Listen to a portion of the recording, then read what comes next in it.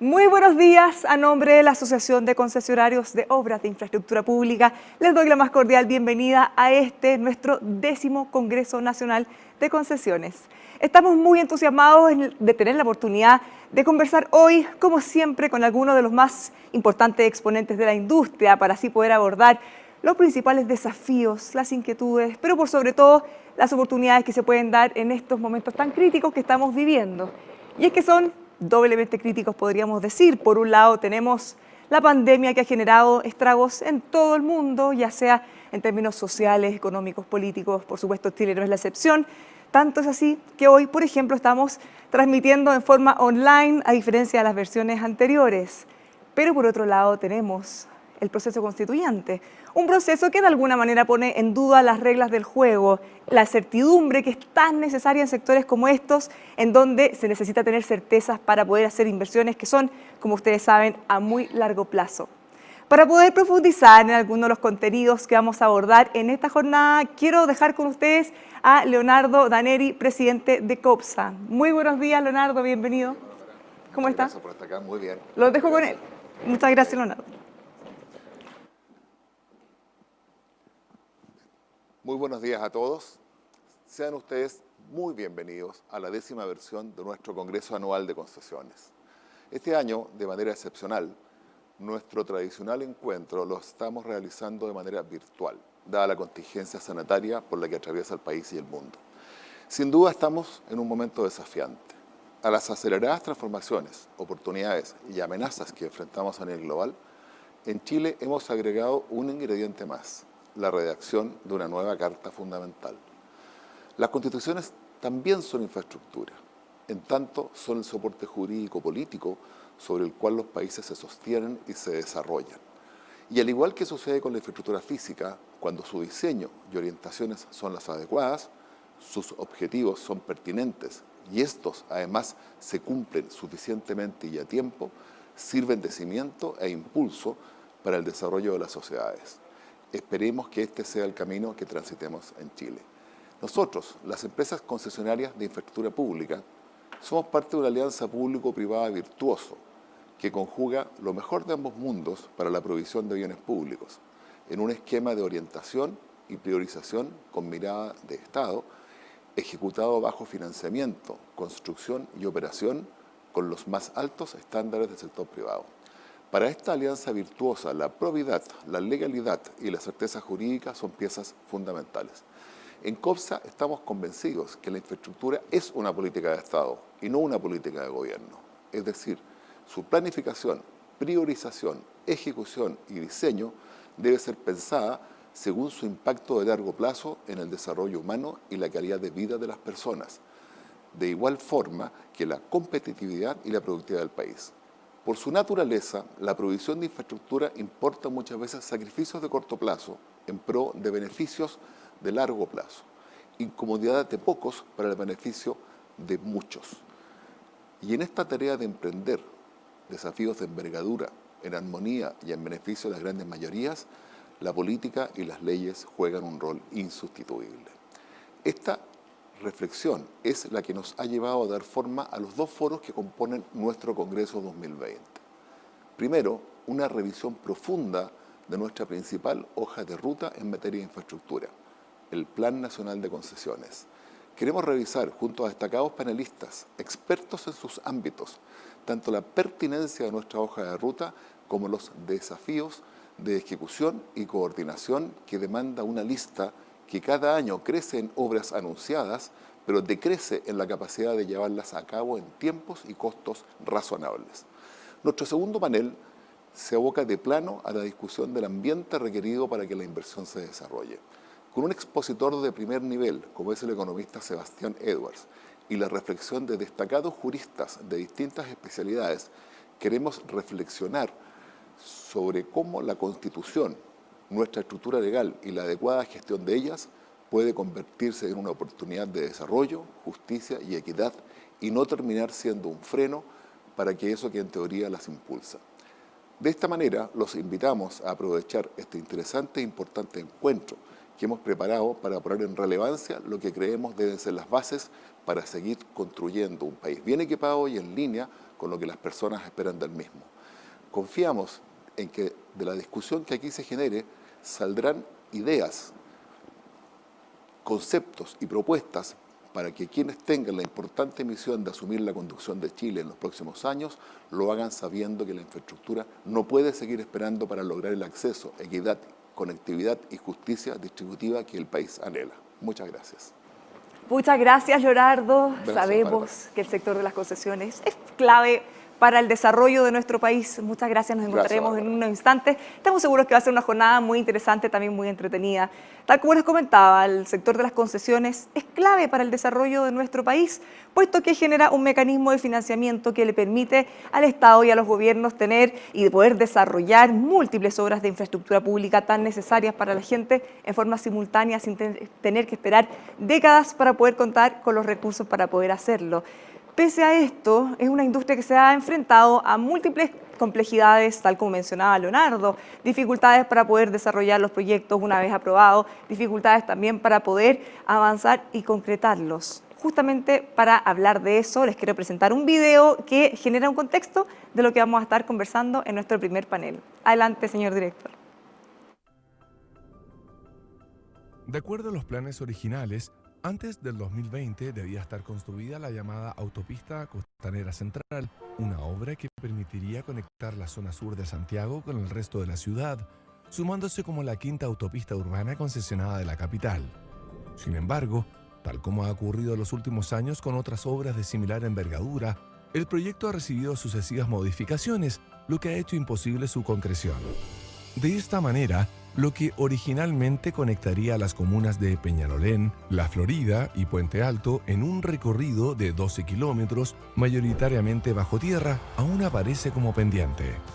Este proyecto agrega un nuevo eje oriente, poniente de alto estándar, replicando lo que hoy es Costanera Norte, pero para las comunas del suroriente y surponiente de la capital. Con ella se generaría conectividad y redundancia para este tipo de desplazamientos que hoy cuentan con una única autopista. Con un presupuesto de 30 millones de UF, Autopista Costanera Central se incorporó por primera vez en la agenda de proyectos del MOP el 2010, con una posible licitación para el 2013. Luego, en la agenda 2018-2023, el proyecto fue replanteado para ser licitado el primer trimestre de 2023. Estos retrasos dan cuenta de los cambios que dificultan el adecuado desarrollo de la infraestructura pública en Chile. Hoy en día existe una cartera de 102 proyectos necesarios para los chilenos. De estos, en los últimos años se han anunciado 81 para su desarrollo, pero solo se han licitado 30.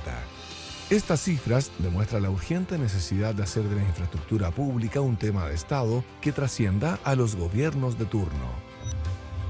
Actualmente se encuentran en desarrollo otras obras de infraestructura emblemáticas para Chile, generando más y mejor conectividad para bienes, servicios y personas, mejores estándares de seguridad, impactos positivos en la productividad y en la calidad de vida. En COPSA pensamos que la infraestructura mejora la calidad de vida de las personas. Siempre ha sido nuestro lema en los últimos años y ahora en la oportunidad y en la coyuntura que está viviendo el país creemos que tenemos que ampliar este lema en el sentido de que la infraestructura no solo mejora la calidad de vida de las personas, sino que además tiene que llegar a tiempo para que las personas la puedan disfrutar y aprovechar cuando la necesitan. Y además la infraestructura tiene que ser de la calidad y de la cantidad y del precio que las personas pueden y necesitan pagar. Desde ese punto de vista, en este Congreso de COPSA, nuestro planteamiento va a ser, pensando en la coyuntura que está el país de discusión de la nueva Constitución, que la infraestructura debe convertirse en política de Estado, de tal manera que los programas de inversión y de construcción de infraestructura sean permanentes en el tiempo y no se vayan cambiando constante y periódicamente de acuerdo a los gobiernos de turno. Desde ese punto de vista queremos plantear que la infraestructura sea política de Estado, que las carteras que se plantean sean definidas por alguna agencia especializada, con gente de largo plazo de permanencia en los cargos, que sean profesionales, que tengan las mejores asesorías disponibles en el mundo, de tal manera que las carteras que se detecta que son necesarias para la calidad de vida de la población sean construidas en tiempo, forma y oportunidad como corresponde. Desde ese punto de vista va a ser la discusión y la conversación en nuestro próximo Congreso de Concesiones. Y además de aquello, vamos a hablar también de las certezas y seguridades que se requieren para hacer estas inversiones de tan largo plazo que están sujetas a muchos vaivenes, tanto económicos, tanto de cosas como la pandemia, como hemos visto últimamente, y de las vicisitudes que tiene siempre la vida y en un mundo en el siglo XXI en que la incertidumbre es algo que es permanente en nuestras vidas. Desde ese punto de vista queremos también plantear qué soluciones hay que dar, cuáles son los mecanismos que hay que tener para que estos contratos de largo plazo, porque no pueden ser de otra forma, sean permanentes en el tiempo, sean con una compartición de riesgos adecuada, tanto para el Estado como para los inversionistas, para los operadores, y que para que los ciudadanos puedan disfrutar de infraestructura de calidad que este país se merece. En materia hídrica, los chilenos nos hemos debido acostumbrar a un déficit cada vez más marcado. Nos volvimos un país líder a nivel latinoamericano en materia de desalación de agua de mar. Lamentablemente, el impulso de esta tecnología hoy corre solo por el interés y la necesidad de la industria minera, quien la ha adoptado exitosamente para sus faenas. A sabiendas de lo anterior, el Estado aún no ha priorizado la desalación por parte de los proyectos enfocados en el riego y el consumo humano, ni siquiera para aquellas zonas geográficas donde la sequía se califica como problema crítico. Las obras de infraestructura pública se proyectan pensando en el futuro de todos los chilenos. Se trata de una política de Estado que trasciende cualquier gobierno.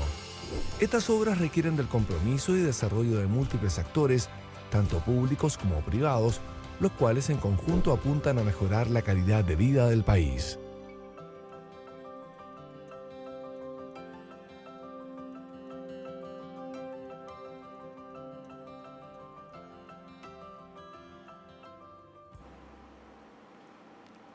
Con esta introducción que da cuenta de la necesidad de seguir avanzando, de poder sacar esas obras rezagadas y por supuesto también actualizar y mejorar nuestro Plan Nacional de Concesiones, vamos a dar inicio a nuestro primer panel. Les quiero presentar a nuestros invitados. En primer lugar, estamos junto a Loreto Silva, abogada, socia del estudio jurídico Bofill, Escobar y Silva. Loreto es experta en temas relacionados con concesiones de obras públicas, construcción, recursos naturales, minería y energía. Además, fue ministra de Obras Públicas durante la primera administración del presidente Sebastián Piñera. Loreto, bienvenida. ¿Cómo está? Buenos días. Muy buenos días. Muy contenta de estar aquí con ustedes. Muchas gracias por acompañarnos. También estamos junto al político, ingeniero, economista Sergio Vitar. Don Sergio tiene una muy dilatada experiencia en el ámbito político, fue senador, ministro de Minería, Educación y Obras Públicas, además de presidir en 3 ocasiones el Partido por la Democracia. Don Sergio, ¿cómo está? Muy buenos días.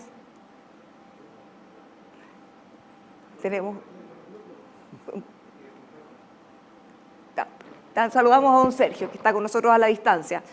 También estamos junto a Axel Christensen, director de Estrategia de Inversiones para América Latina de BlackRock. En su larga trayectoria en el mundo financiero, Axel ha ocupado distintos y altas posiciones en la banca, fondos de inversiones y AFP. ¿Cómo estás, Axel? Buenos días. Buenos días. Muchas gracias por estar con nosotros también.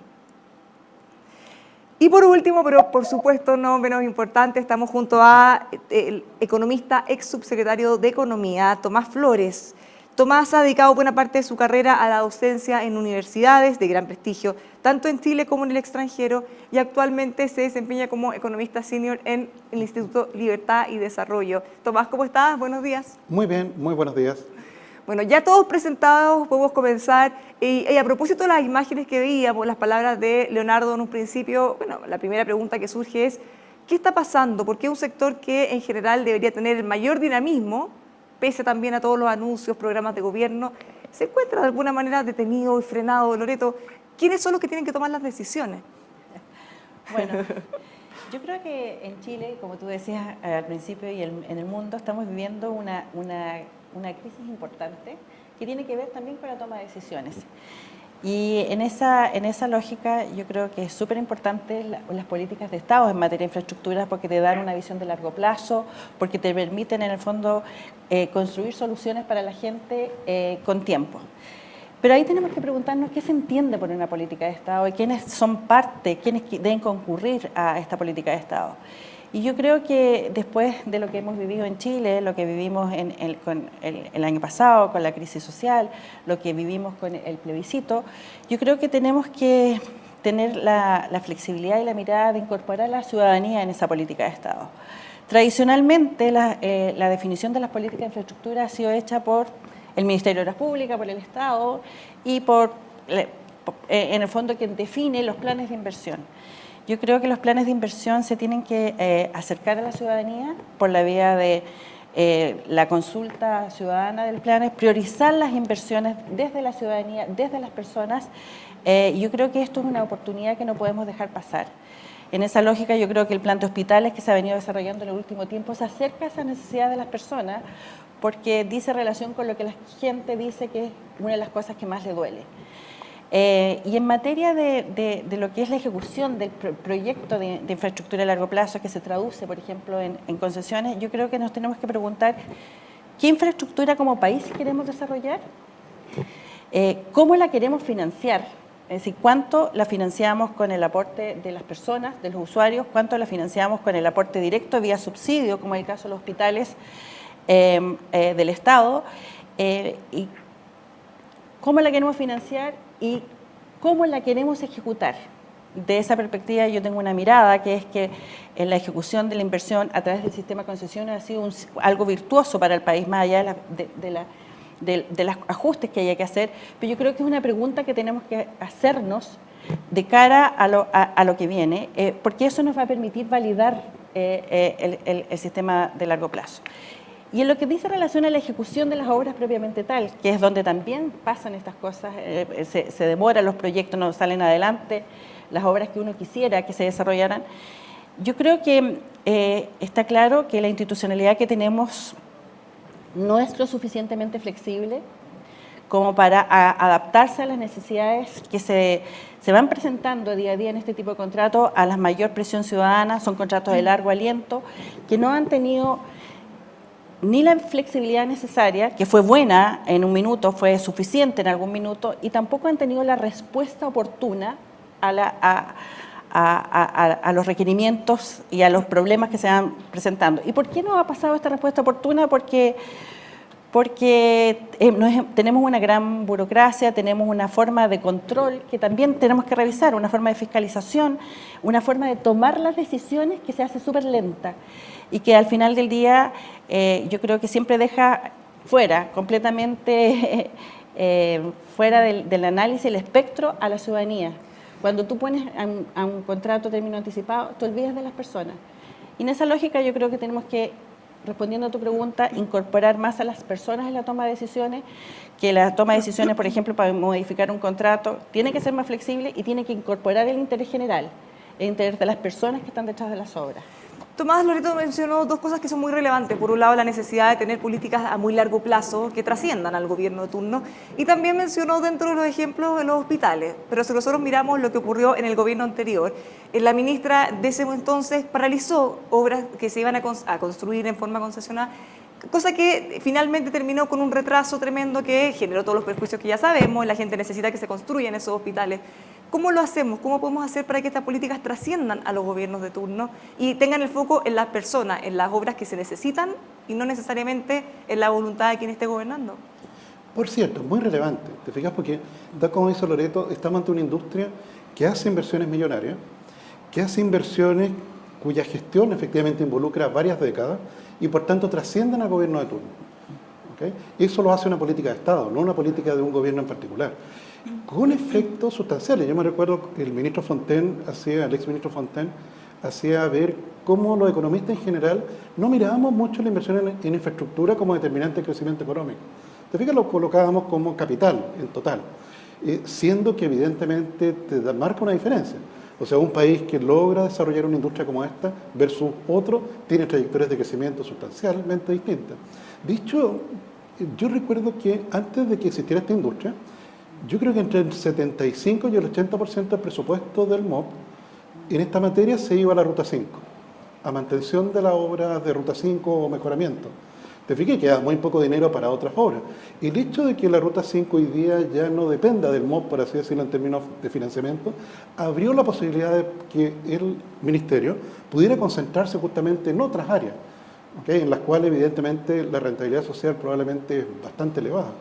Ahora, lamentablemente, tal como tú señalas, Bárbara, durante la segunda administración de la presidenta Bachelet, a mi juicio, por razones ideológicas, se paralizó justamente el proceso en relación a hospitales. Basado en cosas que para nada están probadas. O sea, primero uno puede decir, mira, si lo hace el Estado de manera directa, ¿lo hace más rápido que un concesionario privado?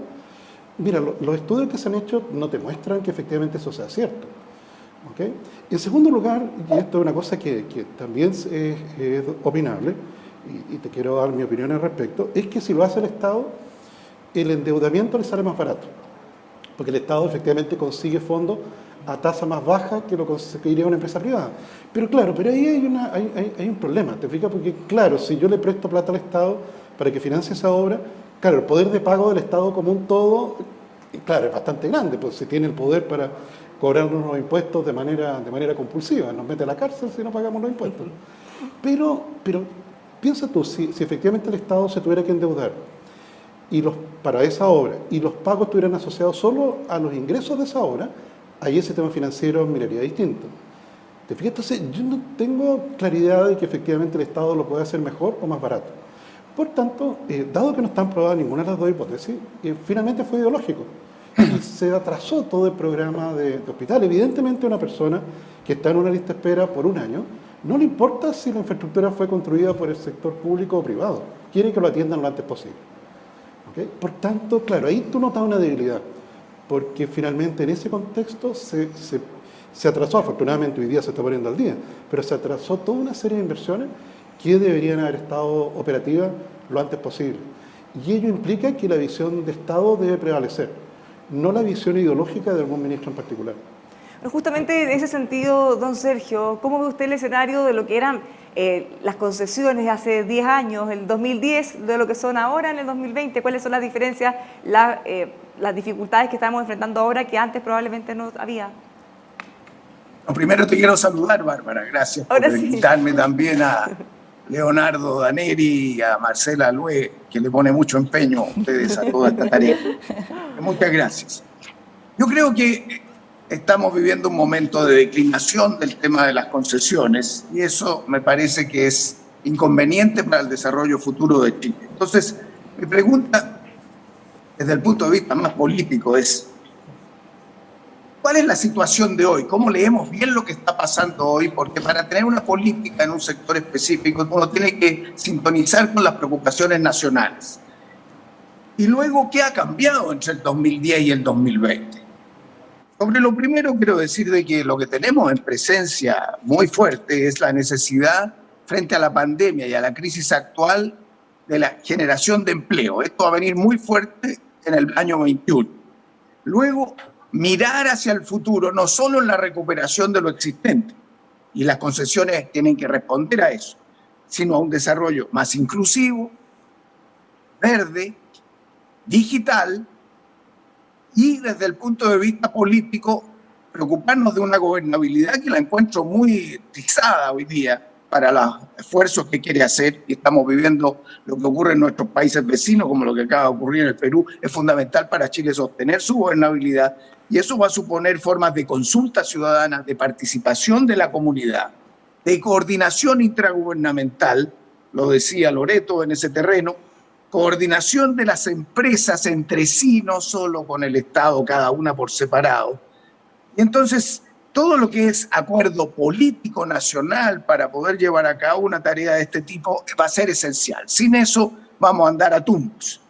Y por lo tanto, esa es la primera cuestión que quería hacer. Lo segundo que quiero decir brevemente en esta primera vuelta es qué es lo que yo siento, por lo menos ustedes seguramente compartirán o agregarán, que ha cambiado entre el 2010 y el 2020.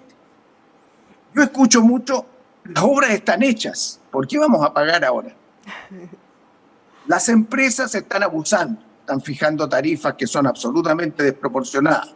Los tráficos han crecido, no respetan o no se respeta el medio ambiente, ni unos ni otros.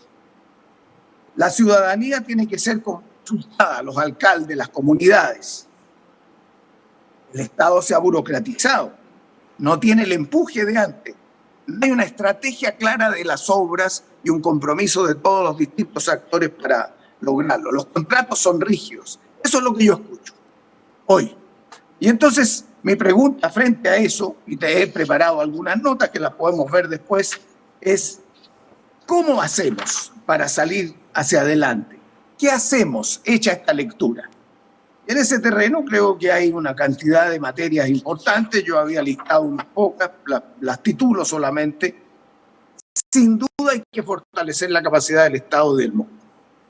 No estoy hablando del tamaño, estoy hablando de la capacidad. Tiene que ampliarse la capacidad de visión nacional y social de las empresas, que no creo que la tengan hoy día, pero sí veo hoy síntomas de cambiar. Tienen que redactarse los nuevos contratos. Vienen ahora todas las relicitaciones. ¿Hay alguien trabajando en el rediseño, gobiernos privados, sobre cómo hacerlo? Hay que redefinir una política de tarifa, de manera de darle homogeneidad, y habrá que cruzar algunos subsidios entre sectores que ganan más y los que ganan menos. Son muy escasos los proyectos, hay que reforzar la tarea de preparar nuevos proyectos y entrar en áreas nuevas. El vínculo con la ciudadanía es muy débil. Yo mismo como ministro aprecié que en crisis como la que tuvimos en el acceso sur, la posibilidad de hablar con la ciudadanía, tanto de la empresa como del Estado, era mínima. No se puede hacer eso ahora. Lo mismo en el tema medioambiental. La relación con el Parlamento es muy débil. No hay una propuesta, no hay un trabajo a 3, 4 años en que el Parlamento también se comprometa con esto. No puedo... Pero que tenga también cierta estructura. Y aquí es importante entender la finalidad de quienes están detrás de una parte importante de estas inversiones. Yo trabajo en BlackRock, que es una gestora a nivel global de inversiones, que incluye un compromiso importante de inversión en infraestructura, particularmente en América Latina.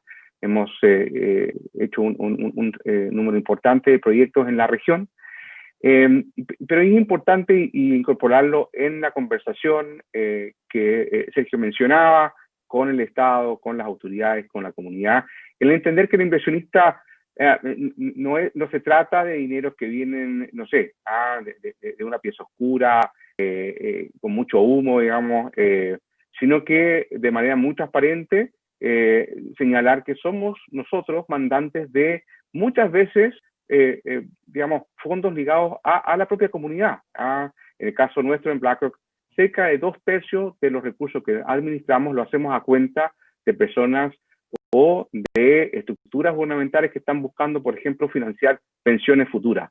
Luego, cuando no hay un cumplimiento de esos acuerdos, de esos contratos, tomando en cuenta la relevancia de incorporar estos elementos de flexibilidad, se le está incumpliendo a personas que cuentan con esos flujos, con esos ingresos, para financiar algo tan importante como su pensión. Entonces, creo que más que exigir, yo creo que es importante que nos entendamos, que veamos la capacidad de flexibilidad.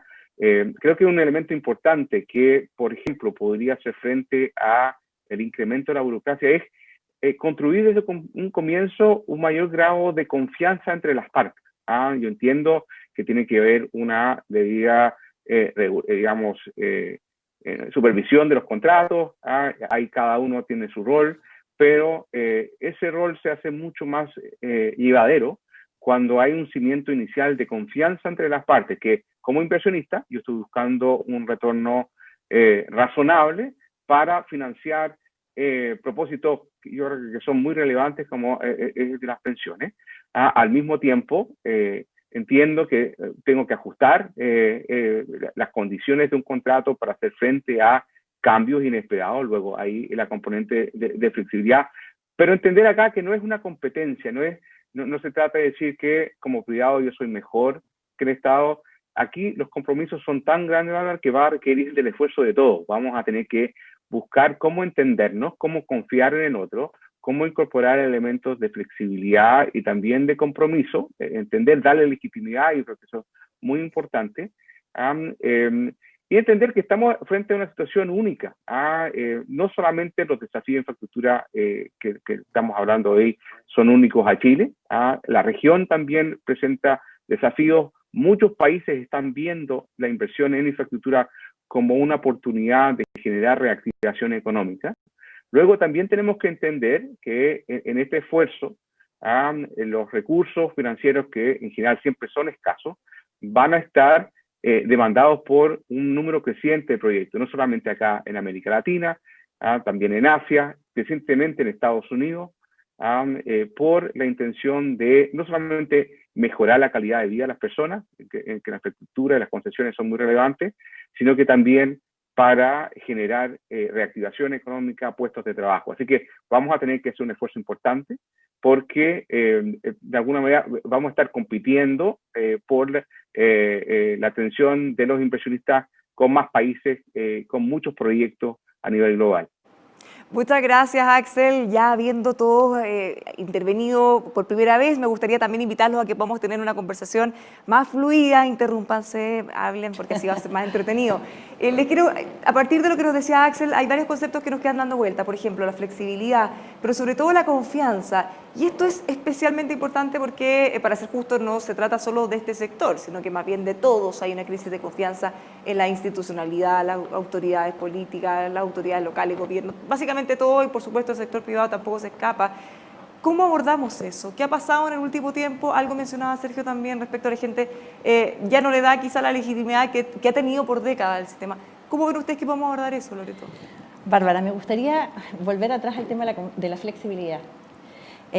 Hace unos años se instaló la idea de que la modificación de los contratos, la modificación de las obras era algo como que iba en contra de la transparencia del sistema, de la competencia del sistema, y eso ha ido generando tal nivel de desconfianza o de rigidez en el sistema que nos está pegando de vuelta.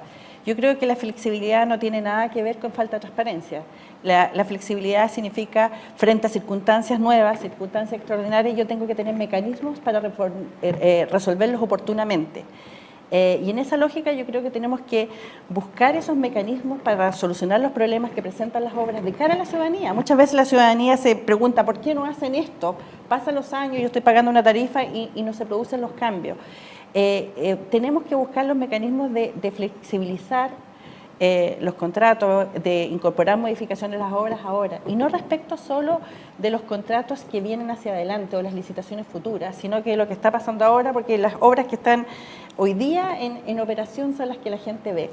Pero ¿podría generar incerteza quizás o temor el hecho de empezar a revisar los contratos hacia atrás? Eso es lo que yo te quiero decir. En el fondo, yo creo que la certidumbre es importante, el equilibrio de las prestaciones es importante, el equilibrio económico, pero en algún punto tenemos que sentarnos a ver y ver que hay algo que está pasando, que tenemos este nivel de controversia. Cuando tú tienes una gran cantidad de contratos que están ante la justicia arbitral, significa que hay algo que está pasando mal, algo que no se está solucionando a tiempo. Eso no le sirve a las personas.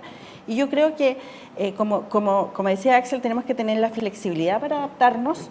Si estamos frente a un proceso de cambio constitucional, ¿cómo no vamos a poder tener esta flexibilidad respecto a este tema tan importante? Tenemos que tener la transparencia para hacerlo. La transparencia, buscar reglas claras que en el fondo permitan asegurarle a la ciudadanía que lo que se está haciendo es correcto, es en el interés general. Pero yo creo que es una discusión que tenemos que tomarla ahora, enfrentarla ahora, y yo sinceramente pienso que el mecanismo de solución de controversia es como de última ratio, es la última opción, es cuando ya no pudiste hacer nada. En eso, COPSA no puede aparecer solo como una imagen de una institución lobista, tiene que aparecer más y tiene que cumplir un papel más de definición de estrategia, reuniendo a las empresas. Las empresas no se reúnen mucho, no conversan entre sí los puntos estratégicos, cada una defiende sus puntos de vista. Entonces, por el lado del Estado y por el lado también de COPSA, yo sé que Leonardo está haciendo un esfuerzo importante, yo vi sus intervenciones y me parece que son bastante fuertes y comparto el grueso de ellas, pero comparto lo que ustedes dicen también de flexibilidad para hacer cambios que van a hacer entre el 2020 y 2040 que ni nos imaginamos. También creo que hay que hacer una coordinación de todas las cuestiones. Eso no lo tenemos ni en el Estado ni entre los privados. Y Estado y privados tienen que ver eso. Puertos, todo el tema de las sanitarias, todo el tema ahora del propio MOP, si es que se mete en otras áreas como la desalación, ferrocarriles. Creo que hay que mirar el tema de la colaboración público-privada con una mirada un poco más general y mostrarle al país que esto es esencial para lo que viene con situación fiscal estrecha, demandas enormes y necesidad de dar un salto productivo de otro nivel para el futuro. Quiero aprovechar de recordarles que pueden enviarnos sus preguntas. Estamos totalmente en vivo y en directo en las redes sociales de COPSA utilizando el hashtag Congreso COPSA. De hecho, ya nos han llegado varias preguntas. Les quiero hacer algunas de ellas. Axel, mencionaste que crees que va a haber más competencia por inversión a nivel mundial. ¿Podrías desarrollar un poco más ese concepto? Bueno, pongo el ejemplo de acá de Estados Unidos. Yo estoy basado en el estado de Florida. El presidente electo Biden, durante la campaña, él anunció un programa de inversión en infraestructura pública. Y aquí, interesantemente, creo que hay un punto de encuentro con un criterio de sustentabilidad muy fuerte, de querer avanzar, por ejemplo, en facilidades para todos los que son vehículos eléctricos, que va a requerir literalmente recablear todas las ciudades de Estados Unidos, para que un parque automotriz eléctrico pueda tener, ¿no es cierto?, toda la infraestructura necesaria. Y vamos a estar hablando de cientos de miles de millones de dólares en proyectos. En general, los países han visto en este tremendo desafío que ha sido la pandemia, al mismo tiempo una oportunidad de replantear qué tipo de reactivación quieren llevar a cabo, y en ese proceso de reactivación la infraestructura, la inversión tiene un rol muy importante, con estos criterios de sustentabilidad medioambiental que creo que son muy pertinentes para la discusión con respecto a infraestructura en Chile y de concesiones, ciertamente, pero también dando cuenta de que, dado el impacto que han sufrido muchos sectores, es necesario ponerse creativo y ojalá muy eficiente en empezar a llevar a cabo proyectos que no solamente generan aumentos de productividad, bienestar en la población, sino que crean muchos puestos de trabajo. Entonces, este era un proceso que ya venía en curso, incluso antes de la pandemia. Bárbara, nuestro equipo, tenemos un equipo especializado en inversión en infraestructura en la región. Tan solo el año pasado dio, centenares de proyectos en la región, digamos que comprometían inversiones del orden de los 70.000 millones de dólares. Y al final, digamos, nos quedamos con un grupo mucho más reducido en la medida que cumplían no solamente criterios de rentabilidad, que muchas veces se piensa que los inversionistas solamente estamos enfocados en criterios de rentabilidad. Ciertamente, lo que ya uno podría decir, la sustentabilidad financiera es un elemento central, pero crecientemente los proyectos en otras dimensiones, como respecto a la sustentabilidad medioambiental, ciertamente, cuál es de alguna manera la licencia social para operar que puedan tener esos proyectos de cara a la ciudadanía, en lo que te mencionaba, en temas tan importantes como ser muy transparente. Entonces, eso nos ha exigido como inversionistas y es aquí donde yo creo que la competencia a nivel global está subiendo los estándares y en Chile nos tenemos que poner a la altura de ese desarrollo respecto a no solamente fijarnos en criterios de rentabilidad, que ciertamente son muy importantes, pero también en cómo hacer que los contratos de concesión, los mecanismos de controversia, sean de alguna manera de cara a los usuarios, de cara a la comunidad, para evitarnos, digamos, lo que justamente se señalaba anteriormente, de que frente a la falta de transparencia, frente a mecanismos que de alguna manera subvierten lo que podría ser la confianza necesaria, terminan en tribunales, terminan en instancias judiciales porque no hay un diseño desde un comienzo que permita ir atendiendo ese problema en etapas mucho más tempranas. Entonces, en ese sentido, el mundo va hacia contratos más flexibles, hacia mecanismos que permitan mayor incorporación de las comunidades afectadas y yo creo que Chile nos tenemos que poner rápidamente en esa trayectoria, porque si no, se nos va a hacer más cuesta arriba o vamos a tener que pagar con mayores puntos de rentabilidad. Al final, inversionistas que realmente esa incertidumbre o falta de flexibilidad lo vamos a trasladar al precio, a la rentabilidad que vamos a exigir al momento de evaluar un proyecto. Muchas gracias, Axel. También tenemos una pregunta para Tomás. ¿Cuál es el efecto en la economía de las controversias que están en proceso?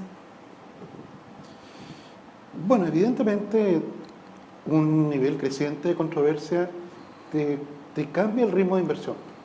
O sea, evidentemente lo que buscan, sobre todo en este tipo de industrias de inversiones de tan largo plazo, es estabilidad. Estabilidad en un contexto que no tiene por qué, tal como dices tú, Loreto, significar rigidez. O sea, uno hace un contrato en el cual uno planea y discute las contingencias. De hecho, habitualmente uno saca el contrato del cajón cuando aparece una contingencia. Cuando todo anda bien, el contrato queda guardado en el cajón. Entonces, en ese momento dice, pero ¿cómo no redactamos esto? ¿O no lo redactamos bien? Claro, 3 décadas de concesión efectivamente dan un espacio para que surjan puntos de discusión. Y por tanto, allí es muy relevante no solo poder anticipar, sin perjuicio que hay cosas que son inanticipables. Como esta crisis. No, la pandemia es como un aerolito que cayó, Claro. te fijas, sobre la industria de concesiones y otras industrias también. Pero la pandemia puede poner a prueba el sistema pensando no solo en lo que ha pasado en este año, sino los cambios que van a quedar permanentemente. Muchas concesiones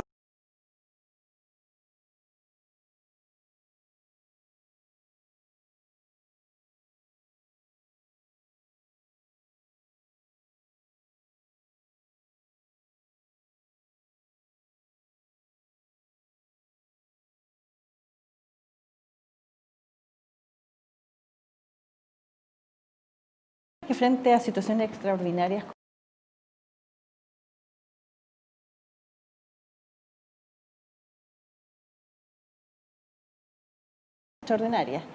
y eso exige en el fondo, sé que es muy difícil, pero eso exige no quedarse con lo que tenemos, sino que buscar mecanismos que permitan enfrentar el problema desde ya, enfrentar el problema con una mirada de futuro y ciertamente como en esa forma que me gustó mucho, como lo dijo Axel, como Chile necesita más inversión en infraestructura, porque eso es una condición para el desarrollo de las personas, pero eso requiere que seamos capaces de solucionar los problemas que tenemos hoy y no postergarlo y buscar una solución con mirada de interés general. Con el ejemplo del árbol, me acuerdo también de la construcción sísmica en nuestro país. Y nosotros miramos, a diferencia de prácticamente todo el mundo, con un terremoto de la magnitud que sea, se mueve y queda tal cual donde está. Otra cosa que mencionaron que sería interesante ver, cómo poder coordinar, que ya no sean solo proyectos aislados, sino tener una visión a muy largo plazo y que de alguna manera conversen todos estos proyectos. Quizás eso también puede ayudar a la sostenibilidad, la legitimidad del mismo sistema.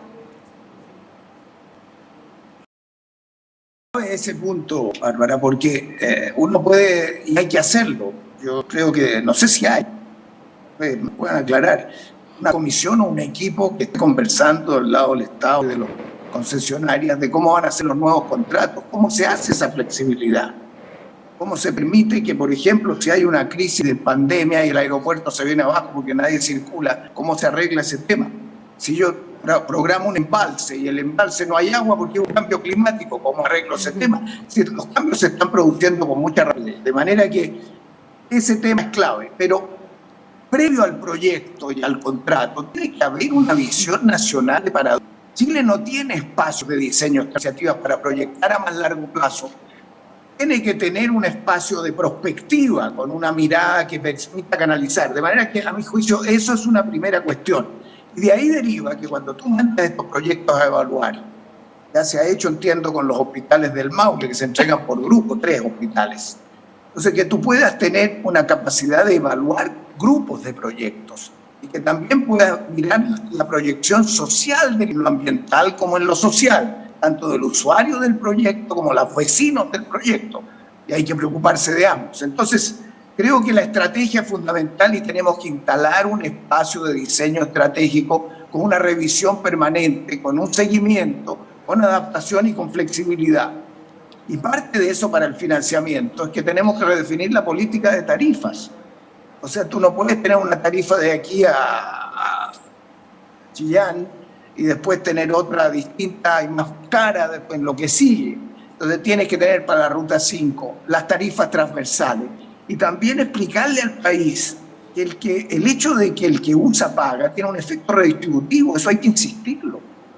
Y además de que si creamos el fondo de infraestructura, nosotros tenemos que entender que esos TAC, esos peajes, ayudan al Estado a financiar nuevas obras, especialmente que son menos rentables, pero libera recursos para hacer más equidad territorial y más equidad social. Entonces, falta un relato, reponer un relato de acuerdo a los desafíos que van a venir post pandemia. En ese sentido, creo que la estrategia es fundamental y la comunicación y el relato de una estrategia también me parece esencial para que haya capacidad política de ejecución.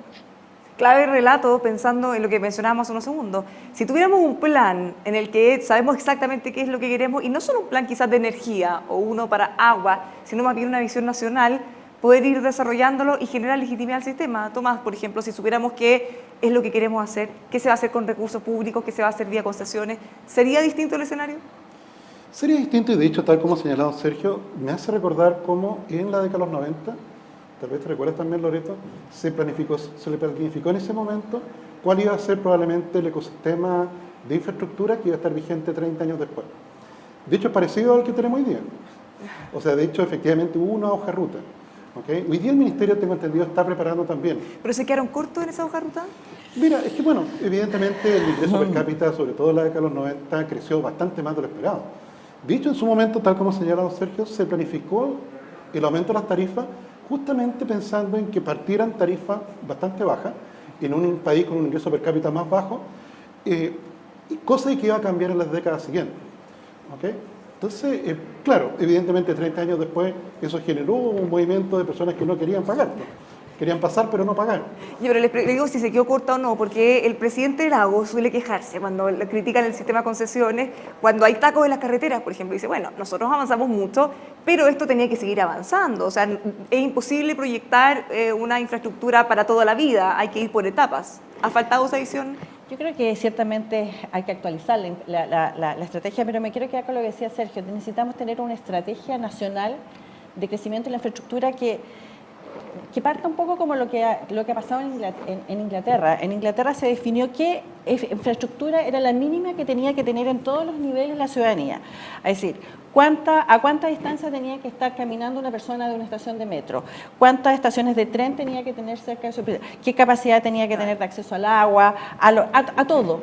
Y desde esa definición, en el fondo, cuál es la infraestructura que nosotros necesitamos como país para desarrollar las personas, se definen las obras. Claro. Nosotros hemos tendido a desarrollar conjuntos y listados de obras, más que un estándar, es decir, queremos un hospital para que tenga acceso a una persona cada tantos kilómetros, como es el tema de la red Maule, que en el fondo se relacionan entre ellos. Creo que tenemos que hacer ese nuevo esfuerzo, esa nueva mirada, y en esa nueva mirada, insisto, yo creo que es súper importante incorporar la voz de la ciudadanía. Yo creo que los esfuerzos que se han hecho en los dos últimos gobiernos en relación, o los tres últimos gobiernos en relación a hacer consultas ciudadanas, cuando se definen los programas de infraestructura, son buenos ejercicios, pero falta. Yo creo que tenemos que partir desde la infraestructura que como país definimos que es básica. No puede ser que en Chile todavía tengamos más de 1.600.000 personas que no tienen agua potable en el mundo rural en sus casas, o que tienen caminos de tierra y tenemos autopistas de alto estándar en otros lugares. Yo creo que por un tema de equidad social y equidad territorial tenemos que hacernos esa pregunta y sobre esa base construir una estrategia nacional que sea una política de Estado que no responda a la visión de algún sector, sino que responda a la visión del país frente a la infraestructura. Y definir también cómo financiarlo. Ahora cambiaría el escenario para los inversionistas, Axel, el tener una planificación de estas características como las que conversamos. Ciertamente que es central, no solamente con respecto a tener un plan mucho más definido y congruente, ojalá con menos contrapartes como para ayudar a esa coordinación. Uno de los problemas que a veces uno enfrenta con inversionistas es que hay una multiplicidad de contrapartes que hace más complejo el entender ese ecosistema. Creo que también, y sobre todo desde la perspectiva de un inversionista financiero, es muy relevante que en esa discusión podamos determinar cuáles son los riesgos asociados a inversión en infraestructura, que son múltiples, desde los riesgos asociados a la construcción, los riesgos asociados a la operación, de alguna manera la flexibilidad, como ajustarse a distintos escenarios de riesgo. Y en este proceso tratar de entender cuáles son los actores que mejor preparados están para gestionar esos riesgos. Hay riesgos que el Estado gestiona mejor, por ejemplo, cuando hay que hacer expropiaciones de terrenos para una concesión vial, por ejemplo, muchas veces el Estado tiene mejor capacidad como para asumir esos riesgos. Hay riesgos que los privados, por ejemplo, pues la experiencia que tenemos, en el caso financiero, muchas veces podemos de alguna manera incorporar nuestro conocimiento en el diseño de instrumentos financieros como para enfrentar riesgos de esa naturaleza. Entonces, en el proceso de ir coordinando, de ir teniendo una visión más estratégica, más de largo plazo, creo que lo que podemos aportar y también invitar a que los distintos actores vayan viendo qué riesgos son más efectivos en cuanto a su gestión, es un elemento bien importante, porque al final de cuentas el riesgo es una componente central para determinar qué tasa de rentabilidad le voy a exigir a los proyectos. Y hay mucho que se puede avanzar si es que los riesgos se gestionan, si es que el actor más apropiado es el que de alguna manera tiene un rol más central, más activo en precisamente mitigar esos riesgos. Axel, y en el análisis que ustedes hacen, ¿los riesgos ahora son superiores a los que teníamos hace un par de años? Sin duda. Los riesgos respecto a, por ejemplo, la situación de endeudamiento público, ciertamente, y Chile no está solo en esto, las exigencias que esta pandemia ha traído respecto a destinar recursos, se ha ido, volcando hacia un incremento de deuda pública. Eso tiene un efecto sobre la clasificación de riesgo del país. Recientemente una de las clasificadoras, ha bajado, la clasificación que tiene Chile. Eso tiene consecuencias en los costos de financiamiento, tanto de la deuda que emite el país, pero también de las empresas chilenas que están, ¿no es cierto?, concatenados con el riesgo soberano. Entonces, los riesgos ciertamente han aumentado. Ahora, lo han aumentado también en todo el mundo. Y como inversionistas nosotros miramos las oportunidades de inversión en función a cuáles son las oportunidades que se nos presenten de forma relativa. Y eso hago hincapié. Yo cuando veo la oportunidad en Chile las comparo con otras oportunidades en la región que también se han visto afectados en su posición de riesgo. Y también, me preguntan muchas veces, bueno, ¿y el riesgo en Chile no ha aumentado? Sí, ha aumentado y eso tendré que tomarlo en cuenta al momento de invertir. Pero tampoco, puedo comparar la situación de proyectos y de oportunidades de inversión en Chile hoy con lo que eran 10 años atrás, porque no están disponibles esos proyectos, no lo puedo tener como referencia, pero ciertamente las decisiones de inversión que tomo son con las oportunidades que existen hoy, con los riesgos que, existen hoy, y en relación a los riesgos que también estoy mencionando, que estoy evaluando de oportunidades en otros países, en otras regiones. Ahora, eso es importante porque muchas veces nos perdemos, es que el riesgo de Chile aumentó y con eso de alguna manera nos vamos a ver perjudicados. Hay que mirarlo en el contexto de que lamentablemente los riesgos a nivel global también han aumentado y eso hace más difícil nuestra estrategia de inversionistas, por cierto, pero es algo que nos tenemos que ajustar también. Ahora, una cosa son los riesgos financieros a propósito de la pandemia, la crisis económica, que se venía incluso desde antes de eso, pero otros son los temas políticos. Estamos pasando por un proceso constituyente, único quizá para nosotros, por lo menos en nuestra historia. No en todo el mundo está ocurriendo lo mismo. ¿Cómo lo ven ustedes? Eso también, ¿cómo puede influir? Y aprovecho de contarles una pregunta que nos llegó por las redes sociales usando el hashtag CongresoCopsa. Nos dice Javiera Gracia. Pregunta para todos los panelistas: ¿cómo una nueva constitución podría facilitar el acercamiento de las concesiones a la ciudadanía y flexibilizar los contratos? ¿Podría ser una oportunidad este proceso? Bueno, yo creo que este proceso nos da muchas oportunidades, en el fondo, y eso es lo que yo creo que todos los chilenos quieren, que esto sea una oportunidad, pero yo creo que el tema de concesiones y el sistema de contratos es un tema que no necesariamente forma parte del proceso constituyente. Otra cosa es lo que es la participación privada en el mundo de la provisión de los servicios que históricamente han sido públicos, como por ejemplo en los servicios sanitarios, eléctricos, la provisión de infraestructura. Y yo creo que en el fondo el reafirmar tal vez que la participación privada en la provisión de la infraestructura, en la provisión de los servicios, puede ser una oportunidad de legitimación, de renovación de la confianza de Chile en la participación privada en este tipo de proyectos. ¿Están de acuerdo todos? ¿O creen que esto podría ser un tema de discusión en el proceso constituyente? Tomás. Bueno, tal como dice Loreto, en la Constitución no pone regulación por una industria en particular. Ese es un error que a veces se comete.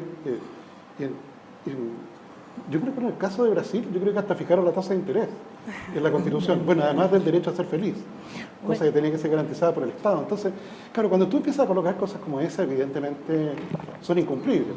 ¿Te fijas? La tasa de interés y ser feliz. ¿Te fijas? Simultáneamente. Entonces, claro, yo creo que el proceso constituyente, evidentemente, tiene, entre otras cosas, la validez de los contratos. Pero no es algo que efectivamente vaya a regir cuál es la cotización de seguridad social o cuál es la tasa de interés al cual uno puede conseguir financiamiento. No, quizás no a ese nivel de detalle, pero sí a nivel de principio. ¿Quiénes deben desarrollar las obras públicas, por ejemplo? ¿Cuál debe ser el rol de los privados en el desarrollo de esta infraestructura? Sergio, ¿cómo lo ve? Lo veo así. Creo que una de las grandes líneas que va a surgir del debate constitucional es un rol de la Constitución, del Estado, de las empresas, de las organizaciones, de ir a un Estado social de derecho con más preocupación por la equidad, por la provisión de bienes públicos y servicios públicos básicos de mejor calidad para todos, universalización de esos derechos, una participación en que la ciudadanía entienda o crea y vea que participa realmente en la toma de decisiones a nivel local, a nivel regional. Acuérdense que vamos a tener gobernadores regionales. Don Sergio, disculpe. Es esa como línea, es una línea gruesa. Eso no quiere decir de que tú vas a meter en la Constitución cómo vas a resolver el problema del avance en inversiones en educación o en obras públicas. Esas materias conciernen a leyes y conciernen también a las discusiones sobre el manejo de la economía. Y en ese sentido hay que dejar en claro que nada tiene éxito si tú manejas mal la economía.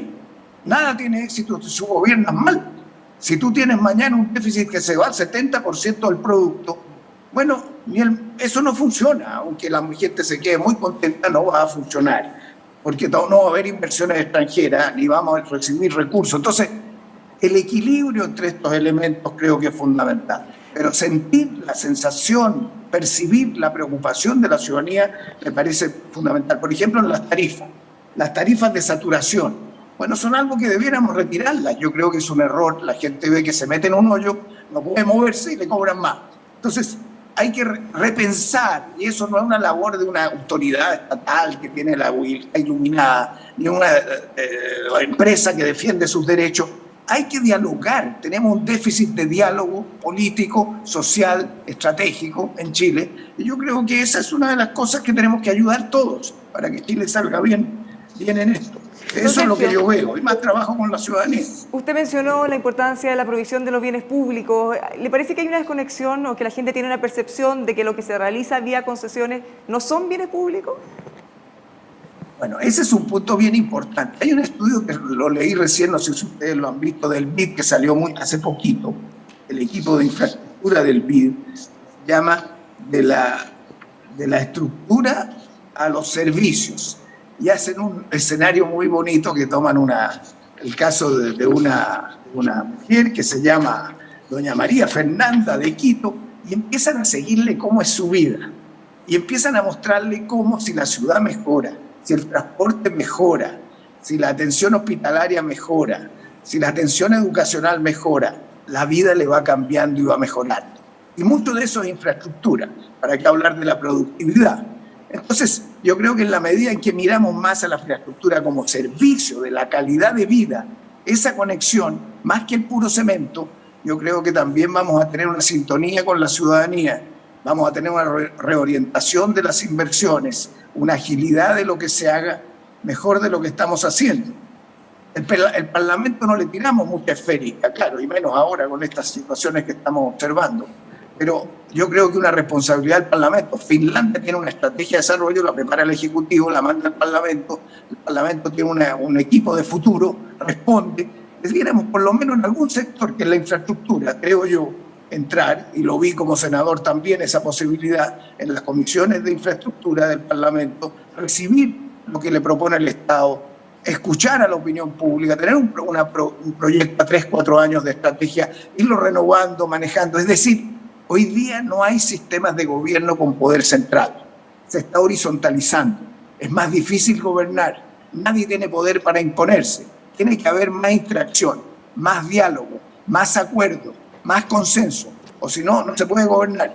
Y en ese sentido creo que hay que mejorar las redes de esas relaciones y contactos de las empresas, del Estado, del Parlamento, de la comunidad. Hay que irlas tejiendo, va a tomar tiempo, pero yo creo que no hay otro camino si queremos tener una democracia mejor que la que tenemos ahora. Tomás. Sí, don Sergio, yo quiero discrepar con usted, con respeto, en relación a las tarifas de saturación. Porque, ¿sabes? Le comento porque efectivamente el permitir mecanismos de precios para reflejar bienes escasos en algún momento te puede ayudar a usar la infraestructura de manera adecuada. Te fijas, 1,5 litros de agua no cabe en una botella de 1 litro.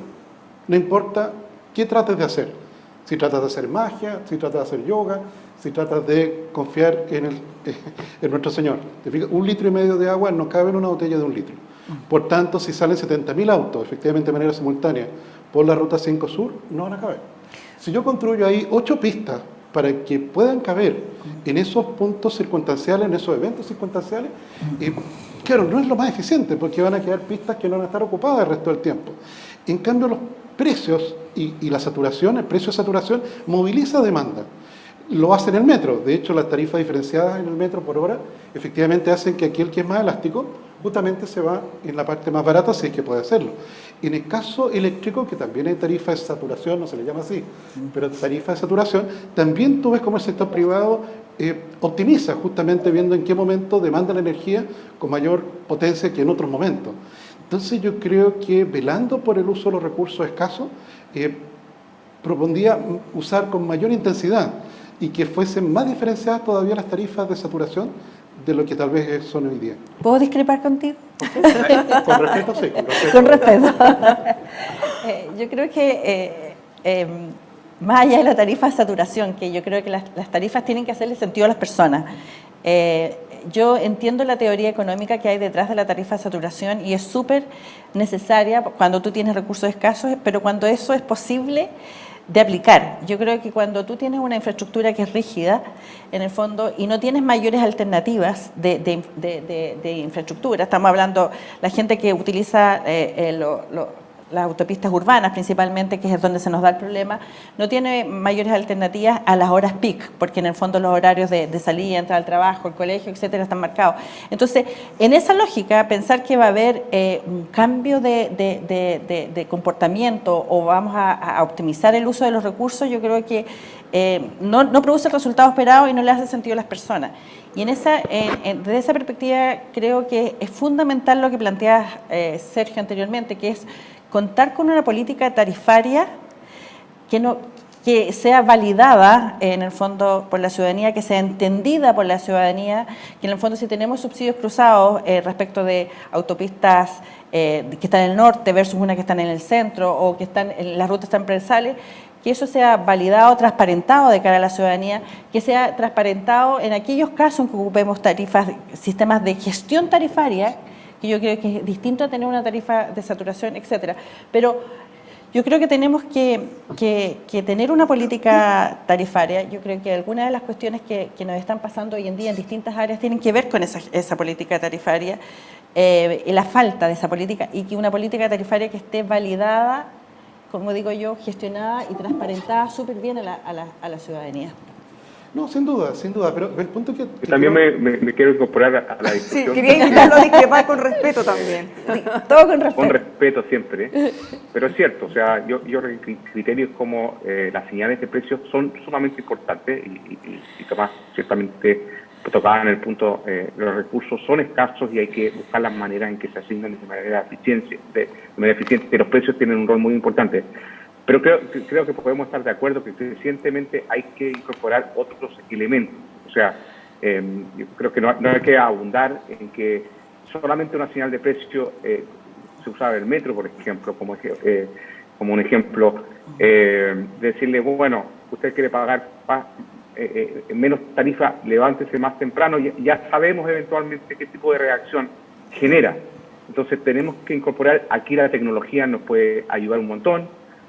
Podemos plantearnos eventualmente si es que personas de escasos recursos tienen que ocupar el metro, nuevamente lo uso como ejemplo, en determinada hora de punta, a lo mejor podríamos sencillamente, ¿no es cierto?, utilizar su tarjeta electrónica, su monedero, y instantáneamente, ¿no es cierto?, darle un subsidio para que pueda pagar un precio de mayor punta, pero buscar mecanismos en que podamos compatibilizar. Nosotros como inversionista ciertamente nos interesa que los recursos podamos generar una rentabilidad, pero somos inversionistas de largo plazo. ¿Qué sacamos con una adecuada señal de precio si nos queman el activo, digamos, y no hay ingreso alguno? Entonces, tenemos que buscar una manera en que encontramos un equilibrio entre señales de precio que permiten canalizar recursos escasos, pero en el entendido que la ciudadanía se ha puesto mucho más sensible y está tomando acciones al respecto, muchas veces acciones que son lamentables, pero ciertamente tenemos que incorporarlo en la manera de buscar cómo determinamos tarifas, determinamos la relación con las personas, entender efectivamente que solamente si nos quedamos en la señal de precio podemos eventualmente terminar con situaciones que después lamentamos. Al final del día tiene que ver con la licencia social para que es algo que está muy internalizado en el mundo. En el fondo las grandes empresas mineras, energéticas, en Estados Unidos, en el fondo algo que se mide cuando tú mides una industria en la cual invertir tiene que ver con la licencia social que tiene para operar. Y yo creo que parte importante de la licencia social que se requiere para tener un sistema de concesiones donde los usuarios pagan la tarifa, tiene que ver con esa licencia social y tiene que ver con muchas veces buscar mecanismos que le hagan sentido a las personas, una vez más volver a flexibilizar un poco, a mirar esto desde otra perspectiva. Y además no tiene por qué ser algo que dure para 30 años. En el sistema, por ejemplo, sanitario, eléctrico, tú tienes revisiones tarifarias cada 5 en función de un plan de inversiones. Buscar otros elementos, otros mecanismos para solucionarlo. Les recuerdo a todos que quienes quieran preguntar o discrepar también con nosotros pueden escribirnos en las redes sociales usando el hashtag Congreso COPSA, lo vamos a estar leyendo. Ahora, esa licencia social uno podría decir que Metro la tenía, una vez que ocurrió lo que ya sabemos, que bueno, trasciende bastante del Metro, pero justamente también se produce por una alza tarifaria. Tomás. No, sin duda. Si mi punto es que si tú tienes efectivamente tarifas diferentes, tratando de aplanar la demanda, tú podrías cambiar la conducta de las personas y empresas. Por cierto, como dices tú, Loreto y Axel, hay personas que no pueden cambiar su conducta porque tienes que llevar a los niños a tal hora al colegio. Claro. ¿Te fijas? Y aunque te pongan el doble de la tarifa, el horario del colegio el que manda. Bueno, y el niño. Uno ahí efectivamente obedece órdenes, no. Pero suponte tú si tuvieras una empresa que tiene muchos camiones repartidores, muchas camionetas repartidoras. Te fijas que se pasan por la autopista todos los días. Y yo sé que a partir de las 9:30 de la mañana, efectivamente entra en tarifa Valle. Ya no reparto tan temprano. Te fijas, postergo 50 camionetas, la flota completa, para que circule en las horas más bajas. O sea, hay parte de la demanda que uno puede aplanar. ¿Okay? Porque, claro, si uno efectivamente deja que se concentre la hora pico, ahí va a haber congestión de manera permanente. Si me permiten, sí, si me permiten una observación. Este tema de las tarifas va a ser muy importante en la legitimación del sistema de concesión. Un sistema de concesiones no va a funcionar sin tarifa y cualquier tarifa puede provocar un rechazo muy grande y mañana tú puedes tener un movimiento de rebelión no más TAC extendido. Porque si es un grupo chico el de no más TAC, uno ha resuelto ese problema y otro grupo también se siente discriminado y se le suma a ese. Es decir, el proceso de acumulación de rechazos en cualquier política, en cualquier sector, es un error político enorme si tú no lo vas resolviendo a tiempo. Y para resolverlo a tiempo la gente tiene que entender por qué le está cobrando. O sea, si yo soy un trabajador de la construcción Tengo que entrar a las 6 de la mañana o me quedo sin pega, o a las 8 de la mañana o me quedo sin pega, o una profesora. Bueno, y tengo un autito, obviamente no es lo mismo que si yo el fin de semana me voy a ir a la playa y yo a priori le digo, mire, si usted se viene a las 12 del día o a las 7 de la tarde del viernes, le va a salir el doble que si se viene a otra hora. Entonces, la tarifa ayuda a la toma de decisiones y uno tiene que ser sensibilidad en eso. La tarifa no es una cuestión impuesta divina sobre la gente. Entonces, creo que tenemos que manejarnos bien porque esto va a tener un sistema, va a tener un efecto político importante. Lo que nos interesa es que haya financiamiento, que haya tarifa y que esa tarifa tenga opciones. Entonces, yo todo lo que estoy diciendo aquí es que haya un espacio de discusión para la nueva política de tarifas que tome en cuenta todos estos factores para que sea reconocido por la ciudadanía, haya participación de la ciudadanía. Lo mismo, por ejemplo, en vehículos pesados y vehículos livianos. Lo mismo en el impuesto. Si tú vas a poner un impuesto al diésel, bueno, y que es necesario, a mi juicio, tenemos que avanzar hacia impuestos verdes. ¿Qué vas a hacer con esos recursos? ¿A quiénes le va a afectar? ¿Cómo se hace gradualmente para que ocurra? Esas son decisiones políticas que hay que conversar, pero tú tienes que moverte en una cierta dirección. Si lo haces con rigidez, ya está visto que esto te explota. Vamos a tener más protestas sociales. Hay que tener inteligencia política para combinar la técnica con la política e ir logrando un apoyo ciudadano en lo que tú estás haciendo. Clave, yo creo que todos van a estar de acuerdo en que se necesita un espacio de diálogo para poder discutir todos estos aspectos, que probablemente van a trascender mucho más. Pero ¿está el ambiente para eso? ¿Qué pasa con la polarización que hemos visto crecientemente, probablemente de las más altas que hemos vivido en décadas en todos los sectores, posturas extremas de lado y lado, y por otro lado también una sensación de que lo técnico cada vez va perdiendo más fuerza sobre los argumentos muchas veces emocionales? ¿Cómo lo ven? ¿Me permite una palabra sobre eso? Yo quisiera, este tema me parece esencial. El futuro no viene dado, no está predeterminado. No tiene por qué Chile evolucionar a la polarización, no tiene por qué evolucionar hacia una fragmentación como la que estamos observando, en un lado y en otro lado, con partidos políticos débiles. Miremos a los vecinos, ya lo que ha pasado en Bolivia ahora, no sé cómo se va a estabilizar o no, la situación en Argentina, la situación de ayer en el Perú, lo que estamos... Entonces, por favor, los chilenos tenemos que ser capaces de entender de que si no tenemos una estructura institucional básica donde hay acuerdos elementales, y si no hay acuerdos los negociamos, los hablamos, los discutimos, con participación de la gente, no la élite solamente, esto no va a funcionar. Pero, ¿qué es lo que quiero decir? El futuro se construye con voluntad pública y política. El futuro no viene dado. Yo no me voy a resignar a que Chile se va a ir al hoyo, aquí vamos a tener pura polarización y que esto no sirve. Yo no estoy de acuerdo con este segundo 10%, creo que es un error. O sea, vamos a desmontar un sistema, había que sacar antes la ley de pensiones y no después. Lo mismo en las discusiones que hubo recién sobre las tarifas del TAC, bueno, y los peajes. Bueno, hay que adelantarse a eso. ¿Sí? El problema de la anticipación en política es fundamental y no dejar que esto se acumule. Tú te das cuenta de que existe, pasa un mes, pasa un año, pasa 3 años, hasta que te revienta. Entonces, eso, claro, no es ideología. Si uno tiene una ideología y no ve lo que pasa, la va a embarrar. Pero entonces yo creo que hay que abrir más espacios de diálogo ciudadano. Yo no creo en que Chile esté condenado a una polarización o que la constituyente y lo que va a ocurrir ahí va a ser un desastre. Creo que tenemos que no solo confiar, trabajar para que no sea así. Y yo creo que podemos trabajar. Chile tiene una cultura, a mi juicio, reformista y moderada. ¿Y el que cree que es violenta no va a tener éxito y el que no hace reformas tampoco. ¿Esta crisis institucional, don Sergio, usted cree que tiene que ver con la estructura propiamente tal o con las personas quienes están ahora en esas instituciones? Bueno, lo que ocurre es que cuando tú también no ves grandes dramas, los que se dedican a la política son cada vez menos o son gente menos preparada. La política necesita gente que tenga vocación pública y que le interese desarrollar su país. Ahora, claro, eso aparece cuando hay crisis. Yo espero que cuando hay crisis surjan liderazgo. Ahora necesitamos una nueva generación de liderazgo en Chile. Jóvenes, hay gente preparada, pero gente preparada que entienda que hay que tener una combinación técnico-política.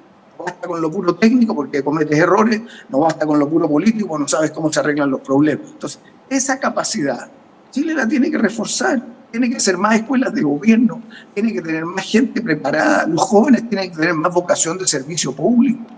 Esa es una déficit, pero yo creo que por lo menos tenemos una tradición de partidos políticos más fuerte que nuestros vecinos, y esos partidos políticos hay que mejorarlos, hay que ampliarlos. Axel, ¿cómo ve? Por dentro, no van a cambiar por dentro, tienen que venir también fuerzas externas para cambiarlo, y por eso que estos movimientos sociales sacuden y cambian. Hay que despreciarlos. Axel, ¿cómo ve esa combinación política-técnica? Porque sobre todo en materia económica hemos visto discusiones bien complejas en las que uno escucha a los expertos y pareciera que quedan totalmente de lado todas sus opiniones en base a lo que se termina legislando. A ver, yo creo que es complejo plantear la discusión en el sentido que sean mutuamente excluyentes. Se necesitan ambos. La técnica, por decirlo así, sin el apoyo de, por ejemplo, de entendimiento político, de entender también, o sea, efectivamente, cuáles son los distintos objetivos, por qué, por ejemplo, y esto yo sé que es un tema que las concesionarias tienen que enfrentar, pero también de entender por qué un dirigente político que probablemente está interesado en su propia reelección, que va a ocurrir el próximo año quizás, y no en 10 años más, y ciertamente sus intereses y sus horizontes de inversión son diferentes. Al mismo tiempo, si que solamente nos quedamos en negociaciones políticas, sin tomar en cuenta los elementos técnicos, podemos terminar con condiciones que son insostenibles para inversiones de largo plazo. Entonces, creo importante, y aquí quiero volver sobre el concepto de la confianza, y esto para todas de cosas, incluyendo la discusión de una constitución. Trabajemos mucho en tratar de restablecer y construir lazos de confianza. Y esto lamentablemente la pandemia nos juega un poco en contra, en el sentido de que tenemos que quizás superar el distanciamiento social, acercarnos. Es más difícil hacerlo en Zoom, por ejemplo, y es mejor hacerlo en presencial. El pasar tiempo juntos construyendo esa confianza es central para que después entendamos que la técnica aporta lo suyo, y confío en que el aporte va a ser valioso, pero también la política también hace que lo técnico sea posible en un mundo en que los comportamientos no son racionales, en que hay un montón de limitaciones que muchas veces los modelos técnicos no son capaces de abordar con suficiente, ¿no es cierto?, detalle. Entonces, al momento de plantearnos este desafío de flexibilidad, ciertamente, desde la técnica tenemos que ser flexibles a que las cosas pueden cambiar, por razones, digamos, que los modelos muchas veces no son capaces de anticipar.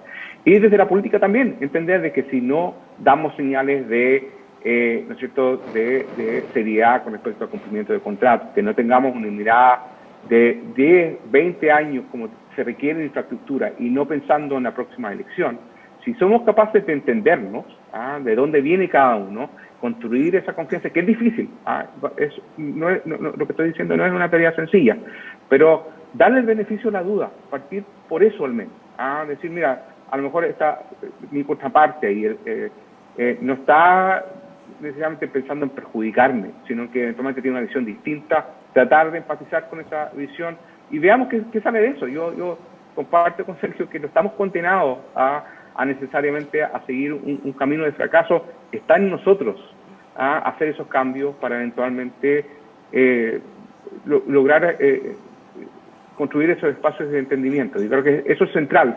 Antes de la técnica, antes de definir tarifas, todo eso se hace mucho más fácil, se hace más llevadero en la medida que dediquemos un tiempo necesario a reconstruir esa confianza, que creo que hace mucha falta en Chile hoy día. ¿Loreto? Bueno, no puedo más que coincidir tanto con Sergio como Axel. Yo creo que lo que pasó en Chile de cara al proceso constituyente, en el fondo yo creo que más allá de los resultados, es que los chilenos y las chilenas optaron por una vía institucional de diálogo y desde esa perspectiva quieren construir una nueva constitución. Yo creo que la mayoría de los chilenos y chilenas que participaron en ese proceso lo hicieron porque querían que esa era la forma de buscar un camino de solución y no la violencia y no la polarización. decidieron entregarle este proceso a los ciudadanos, porque cuando tú se lo entregas a los constituyentes y no al Congreso, se lo estás queriendo entregar a los ciudadanos.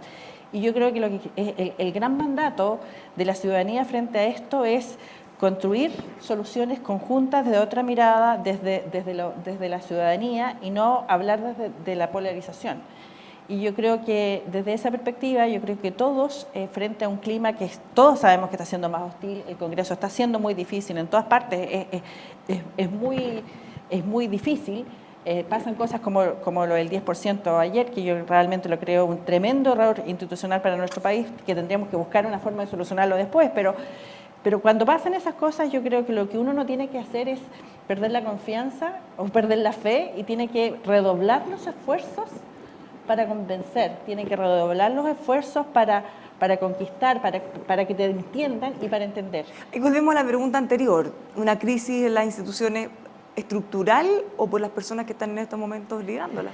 Yo creo que es lo que ha pasado en Chile y lo que ha pasado en el mundo. Nosotros en Chile tuvimos la crisis social anterior y después posteriormente tuvimos la pandemia, es decir, a nosotros nos ha tocado más fuerte que tal vez que a otros países. Esto responde a una cuestión que se venía gestando hace mucho tiempo, no tiene que ver con las personas, no tiene que ver con el gobierno. Yo creo que lo que ha hecho el gobierno del presidente Piñera fue conducir esta crisis social a través de un camino institucional. Pero esto es un problema que se viene anidando, gestando hace mucho tiempo y del cual tenemos que hacernos todos cargo. Yo sé que es difícil en estos momentos, pero no hay que tenerle tanto miedo a los cambios tampoco. Lo que pasa es que frente a esto lo que tenemos que hacer es buscar el mejor camino para ajustar lo que hemos venido haciendo. Yo creo que la ciudadanía no quiere cambios transformacionales, de cambiarlo todo, de que ahora no sean los concesionarios de obras públicas los que ejecutan una obra, sino que ajustemos lo que estamos haciendo de manera tal que se adapte a las necesidades de la gente de hoy. Tomás, hemos hablado mucho de contingencia, lo que tiene que ver con la pandemia, el estallido social, pero a propósito también de esta discusión de lo político y lo técnico, hay otras cosas que se vienen arrastrando de hace muchos años, las paralizaciones de obras, por ejemplo, un ejemplo concreto, cuando en una construcción se encuentra algún objeto que pudiera ser sospecha de un tesoro arqueológico, se paraliza la obra y eso puede durar muchos meses. Al momento de pedir un permiso, se pueden encontrar con que en una oficina le dicen una cosa, pasan al siguiente trámite y le dicen otra.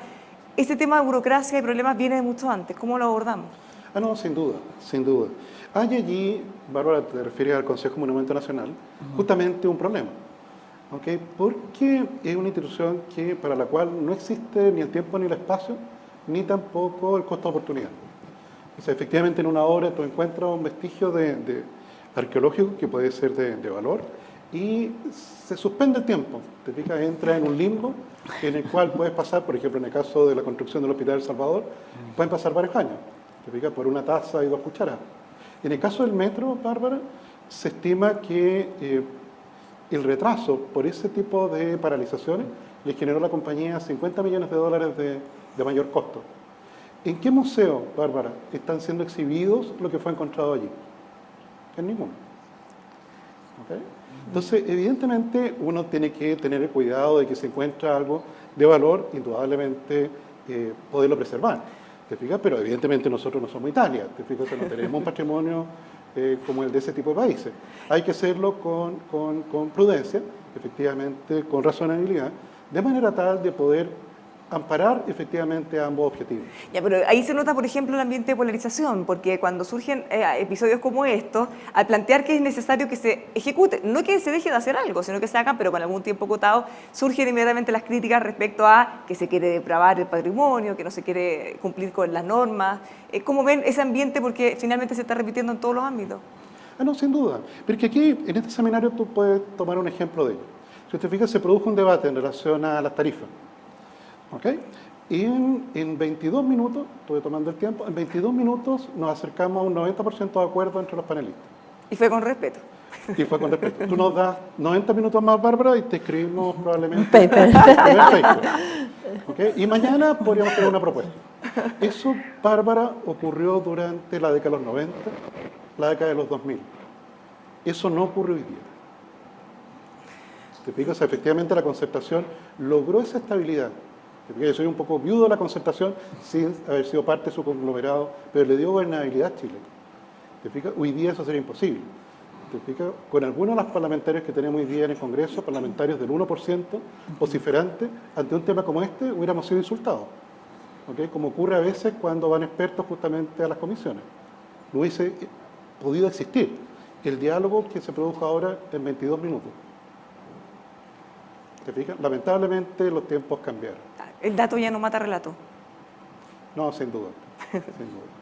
Don Sergio, ¿qué le parece a usted que fue parte de esos gobiernos de la concertación, en los que sí se podía llegar a acuerdos, en los que sí se podían plantear los temas técnicos, discutirlos, y en un ambiente en el que sí se llegaban a acuerdos y podían avanzar? Lo complicado y que hay que hacer es entender lo que está pasando en el mundo y en Chile. Por ejemplo, tú ves que en las conciencias nacionales e internacionales el tema de igualdad de género, el tema de los pueblos indígenas, el tema de la defensa del patrimonio, el tema de la biodiversidad, el tema del agua, son temas que se han puesto en la conciencia ciudadana. El tema de la igualdad, por cierto, y del trato igual, no solo el dinero igual. Entonces, ¿cómo va a funcionar una sociedad que tiene esas características? Hay que tener conciencia de que eso es así. Por lo tanto, buscar los caminos para que funcione mejor. Si miro a Estados Unidos, que es un país que yo estimo mucho, que he estudiado ahí, he vivido ahí, bueno, la situación de Estados Unidos es tremendamente compleja. No la vemos desde aquí, la complejidad que está teniendo la tensión democrática de las instituciones norteamericanas. Y los fenómenos que se han producido por la globalización, de que sectores enteros se quedan atrás por su tecnología, el tema de los blancos con menos educación, de la diversidad, ¿sí? Son fenómenos nuevos. Entonces uno tiene que tener la cabeza abierta para ver cómo enfrenta esos fenómenos nuevos sin ideologismos cerrados para poder resolver los problemas. El tema del patrimonio va a estar ahí. Yo quiero decir que soy presidente de una corporación, Museo del Salitre, que la formé como senador en el año 95, que es ahora patrimonio de la UNESCO, Humberston y Santa Laura. Bueno, hemos tenido que dar peleas enormes para revalorizar ese patrimonio, aunque a veces no es tan destacado como otros patrimonios. Y eso va a crecer. Me acuerdo que hice una visita a Roma también como ministro de Obras Públicas y me mostraron cómo estaban haciendo el metro romano y cómo tenían que meterse como a 30 metros porque se topaban con cuestiones arqueológicas ahí cada rato y tenían que parar. Y desarrollaron tecnologías para enfrentar eso. Pero creo que tenemos que enfrentar los problemas nuevos más que quejarnos de los problemas nuevos. Y estar atentos con los ojos abiertos, pero con optimismo. Mire, si uno no tiene esperanza en su país, no tiene optimismo, no lo arregla. Entonces yo lo que encuentro es que hay que insistir en eso. Hay gente que no se da cuenta, hay gente que no se da cuenta. Hay gente polarizada, hay gente polarizada. Pero yo confío en que la mayoría de los chilenos puedan moverse en otra dirección y no dejar pasar esta sesión que está moderando Bárbara también para discutir, porque aunque sea un minutito, lo pongo el tema, quisiera decir algo después, sobre las nuevas áreas donde puede haber actividad de las concesiones. ¿En qué áreas nuevas? No solo el transporte, en temas del agua, en temas digitales, en temas de hospitales, en temas de cárceles, en temas de desalación de agua. Entonces, creo que ese también es un tema que puede abrir la imaginación para hacer cosas nuevas. ¿Axel? Sí, comparto lo que decía Sergio. Yo creo que es importante de nuevo, darse cuenta que, y desde la perspectiva inversionista, y quiero ser, digamos, muy claro en que nosotros entendemos, y no quiero dar una falsa impresión de que como que hemos perdido el norte de los criterios financieros. Estoy lejos de eso. Nuestro principal mandato, nuestro deber fiduciario con nuestros mandantes, que son fondos de pensiones, son fondos soberanos, son bancos centrales, es darle una buena rentabilidad, porque necesitan esas rentabilidades para financiar pensiones, como decía, financiar generaciones futuras en cuanto a sus necesidades, ¿no es cierto? Pero al mismo tiempo nos damos cuenta que para darle sustentabilidad a esas rentabilidades tenemos que incorporar los elementos medioambientales, ciertamente. Si no se gestionan bien esos elementos, nos vamos a encontrar con tener que meternos las manos en los bolsillos como inversionistas para hacer todas las inversiones necesarias para hacer frente a una regulación, por ejemplo, que es cambiante en el tiempo. Entonces, ciertamente tenemos que adorarlo. Pero también lo que mencionaba respecto a esta licencia social para operar, que probablemente es, yo hago la analogía, esto es como ¿no es cierto?, el permiso que cualquier operación comercial tiene que tener en Chile. Creo que todavía uno tiene que ponerlo a la vista ahí en la recepción, en un marco. Sabemos muy bien que ese permiso lo tenemos que tener, si no, no podemos funcionar como empresa. La licencia social para operar es lo mismo con respecto a la comunidad. Es mucho más complejo.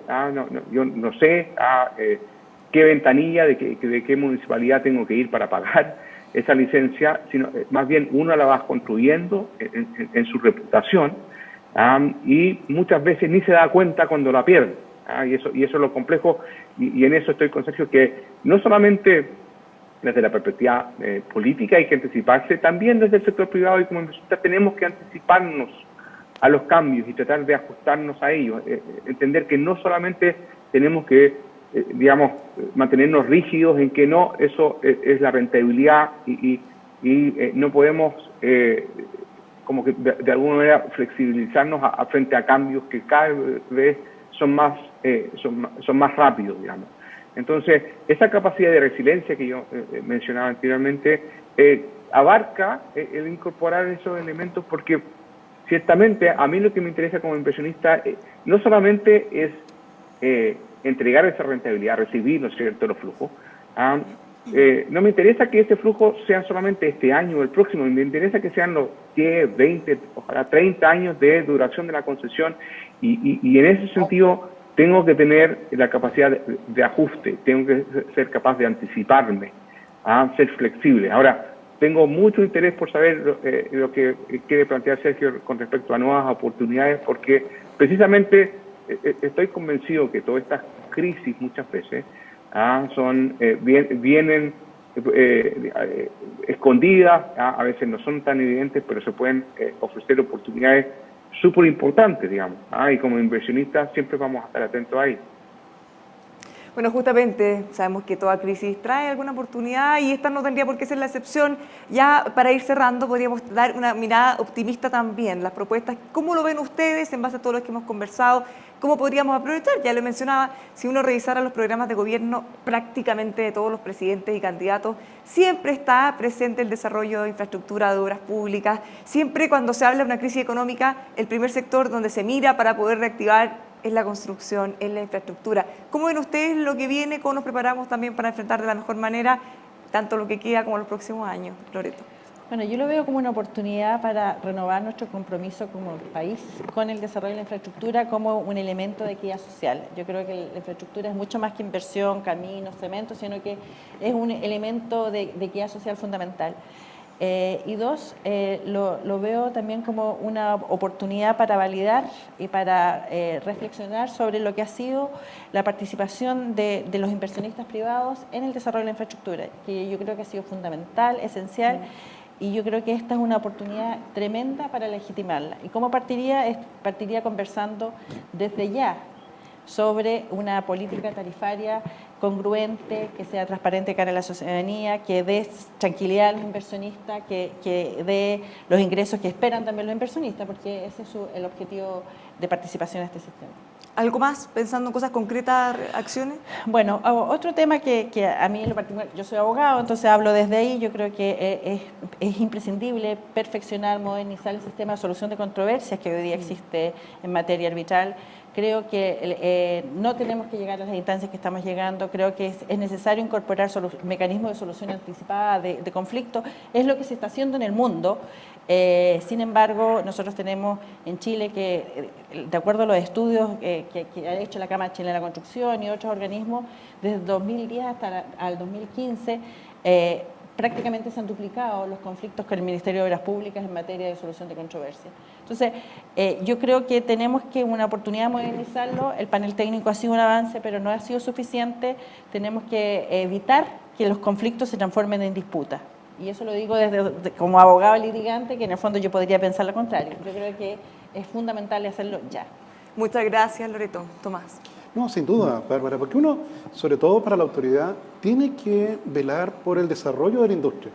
Te fijas, en el caso de la Comisión para el Mercado Financiero, ellos están, en el caso de Joaquín Cortés, pensando cómo hacer los bancos chilenos más robustos, más efectivamente más preparados, cómo desarrollar nuevas áreas de negocio. En el caso del Ministerio de Energía también, te fijas cómo aprovechar la nueva tecnología que ha abaratado mucho justamente lo solar y eólico y ir sacando carbón de la matriz. De igual cosa acá, te fijas, tal como dice don Sergio, qué nuevas áreas efectivamente pueden ser incorporadas a esta industria. Te coloco un ejemplo. Piensa tú, hoy día se ha planteado muchas veces soterrar los cables de transmisión de energía, telefonía, TV cable, fibra óptica. Te fijas, calles que están llenas de... Evidentemente, si tú le dices a la compañía de electricidad que ella tenga que asumir el costo de soterrar, claro, la tarifa, bueno, evidentemente generaría más de un problema. Pero ¿qué ocurriría si pudiésemos tener una empresa concesionaria que construyera los ductos subterráneos y le cobra efectivamente a todos los que quieren meter sus cables por ahí, sus tubos por ahí? ¿Te fijas? Una especie de carretera subterránea para todo ese tipo de servicios. Y cobra una tarifa por ello. ¿Te fijas? O sea, ahí evidentemente al ser varios los usuarios, y quizás cuántos más se van a agregar en el futuro, tú puedes tener efectivamente ese objetivo de soterrar todo eso que hoy día efectivamente está aéreo. Yo creo que claro, es muy importante para la autoridad poder proyectar justamente una industria que ya pueda hacer cosas distintas de las que está haciendo hoy día. Muchas gracias, Tomás. Don Sergio, este es el momento para profundizar en lo que nos esbozó hace unos instantes. ¿A dónde está el futuro? Muchas gracias, Bárbara.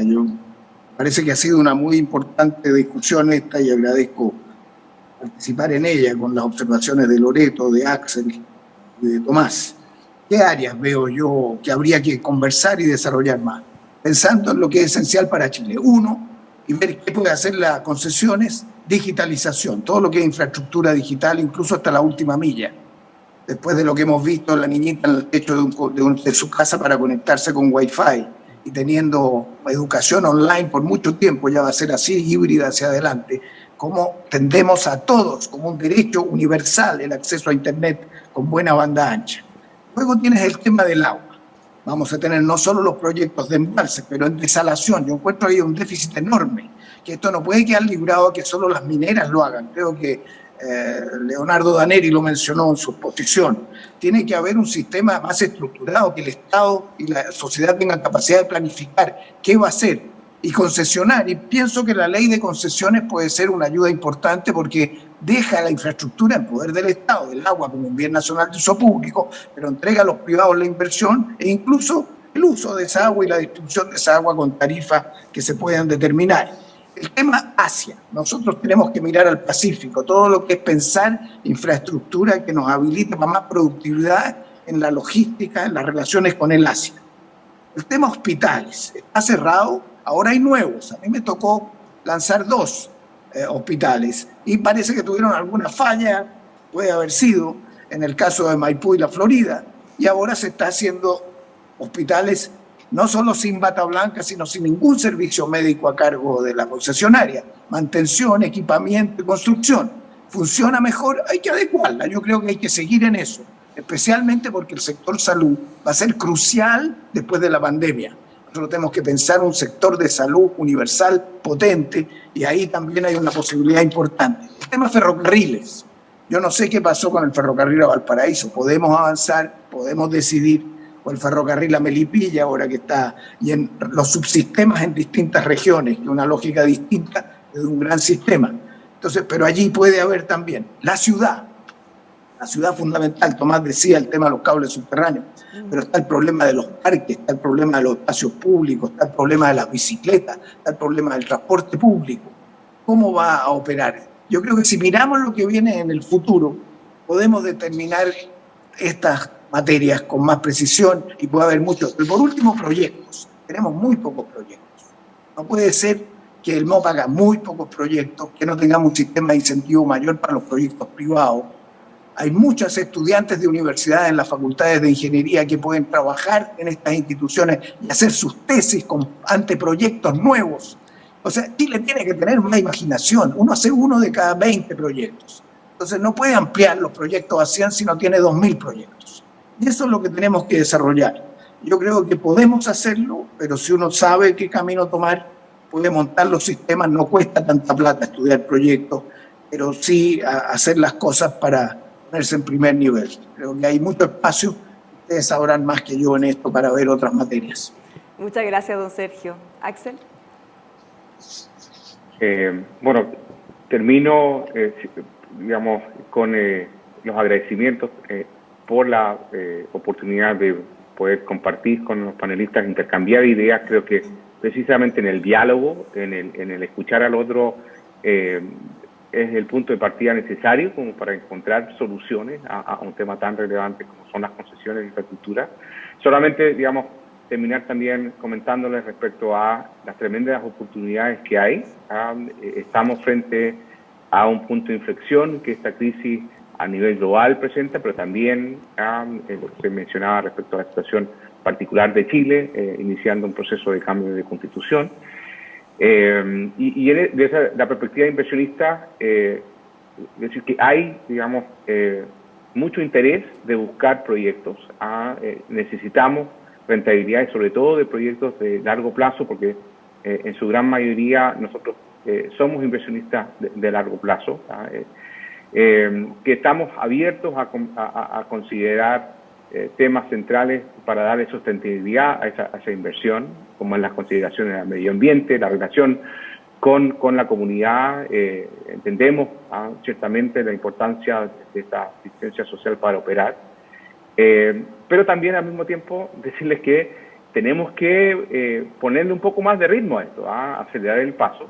Hay otros países que quieren también tomar esta oportunidad. No estamos solos en esto, no podemos quedarnos sin sentido del tiempo y del costo de oportunidad, como bien decía Tomás. Entonces, también imprimirle quizás un cierto sentido de urgencia, hacer las cosas bien, sin, digamos, recortar esquinas, pero también darle el sentido de urgencia y esto me refiero tanto a, digamos, lo vemos los inversionistas ciertamente, pero también a los operadores privados de concesiones, a las autoridades, digamos, también a las autoridades políticas en entender que hay que darle prioridad, hay que darle tiempo a esto para generar discusión y que, digamos, tenemos una oportunidad única que hay que aprovechar. Así que agradezco nuevamente la oportunidad de discutir un tema tan importante como este con ustedes hoy. Muchas gracias, Axel. No puedo dejar de preguntarles, a propósito de tantas oportunidades, ¿cómo lo concretamos? ¿Quiénes deberían hacerse cargo? ¿Quiénes deberían liderar este proceso de un plan nacional que unifique de alguna manera todo, que piense a futuro, que trascienda los gobiernos de turno? ¿Quién tiene que tener esa pelota? Loreto. Bueno, yo creo que principalmente el ministro de Obras Públicas y su equipo, dado que son quienes están liderando la cartera de Obras Públicas en esto, pero no es excluyente. Yo creo que COPSA, CPI, desde el mundo privado también tienen que colaborar en esto, incorporar a la mayor cantidad de actores, pero quiero sumarme a lo que decía Axel, el sentido de oportunidad, la política tarifaria, la estrategia, porque hablemos de estrategia más que plan de desarrollo de infraestructura. Yo creo que es algo que tenemos que concretar a la brevedad. Llevamos muchos años diciendo y yo creo que es súper importante llegar a tiempo, si no va a pasar por arriba el tsunami y no queremos que pase eso. Tomás. No, sin duda. El ministro tiene efectivamente un rol fundamental, así como la industria. Pero quisiera agregar a ello, Carola, que la única manera como nos podemos enfrentar al populismo rampante, el populismo rampante no le gusta el Excel. No, ¿te fijas? No le gustan las matemáticas, te fijas que 2 más 2 sean 4. O que los niños se mueren 9 meses en su gestación. Le gustaría que fueran 6 meses, por ejemplo. ¿Qué importa? Te fijas el pensamiento mágico. La única manera de podernos enfrentar al populismo rampante es con Excel y es con Estado de Derecho. Y efectivamente, en este grupo lo pudimos hacer en 22 minutos para un tema como las tarifas. Efectivamente, entre el Ministerio y la Industria lo pueden hacer con un diálogo en el cual ambas partes pongan lo mejor de sí. Don Sergio, ¿quién tiene que llevar aquí la entera para encabezar este proceso? Lo tenemos nuevamente silenciado. Lo queremos escuchar, don Sergio. Prenda su micrófono. Ahora. Bueno,